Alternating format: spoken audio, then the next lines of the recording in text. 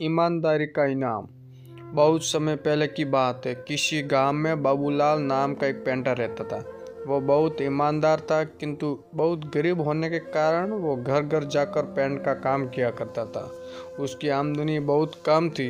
बहुत मुश्किल से उसका घर चलता था। पूरा दिन मेहनत करने के बाद भी वो सिर्फ 2 वक्त की रोटी ही जुटा पाता था। वो हमेशा चाहता था कि उसे कोई बड़ा काम मिल जाए जिससे उसकी आमदनी अच्छी हो, पर वो छोटी काम भी बड़े लगन और ईमानदारी से करता था। एक दिन गांव के जमींदार ने बुलाया और कहा, सुनो बाबूलाल, मैंने तुम्हें यहाँ एक बहुत ज़रूरी काम के लिए बुलाया है। क्या तुम वो काम करोगे? बाबूलाल, जी हुजूर, ज़रूर करूँगा। बताइए क्या काम है?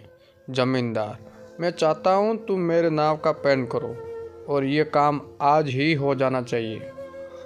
बाबूलाल, जी हुजूर, ये काम मैं आज ही कर दूंगा। सामान लेकर जैसे बाबूलाल आता है, वो नाव को रंगना शुरू कर देता है। जब बाबूलाल नाव रंग रहा था तो उसने देखा नाव में छेद था। वो सोचा अगर ऐसे ही पेंट कर दिया गया तो ये डूब जाएगी। ऐसा सोचकर वो छेद को भर देता है और नाव को पेंट कर देता है। फिर जमींदार के पास जाता है और कहता है, हुजूर, नाव का काम पूरा हो गया, आप चल कर देख लीजिए। फिर वो दोनों ही नदी किनारे जाते हैं। नाव को देखकर जमींदार बोलता है, अरे वाह बाबूलाल, तुमने तो बहुत अच्छा काम किया है। ऐसा करो, तुम कल सुबह आकर अपना पैसा ले जाना। उसके बाद वो दोनों अपने अपने घर चले जाते। अगले दिन जमींदार के परिवार उसी नाव में नदी के उस पार घूमने जाते हैं।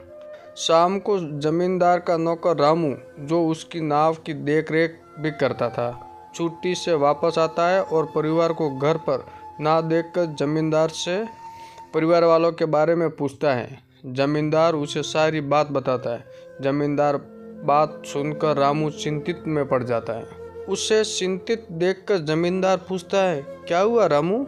ये बात सुनकर तुम चिंतित क्यों हो गए? रामू, सरकार, लेकिन उस नाव में तो छेद था। रामू की बात सुनकर जमींदार भी चिंतित हो जाता है। तभी उसकी परिवार वाले पूरा दिन मौज मस्ती करके वापस आ जाते। उन्हें सकुशल देखकर जमींदार चैन की सांस लेता है। फिर अगले दिन जमींदार बाबूलाल को बुलाता है और कहता है, ये लो बाबूलाल, तुम्हारा मेहनत का पैसा। तुमने बहुत बढ़िया काम किया है, मैं बहुत खुश हूँ। पैसे गिनने के बाद बाबूलाल हैरान हो जाता है, क्योंकि वो पैसे ज़्यादा थे। वो जमींदार से कहता है, हुजूर, आपने मुझे गलती से ज़्यादा पैसा दे दिए।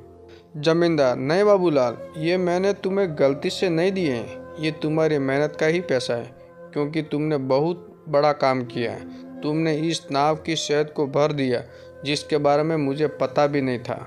अगर तुम चाहते तो उसे ऐसे भी छोड़ सकते थे, पर तुमने ऐसा बिल्कुल नहीं किया, जिसके लिए मेरे परिवार सुरक्षित घर वापस आ गए।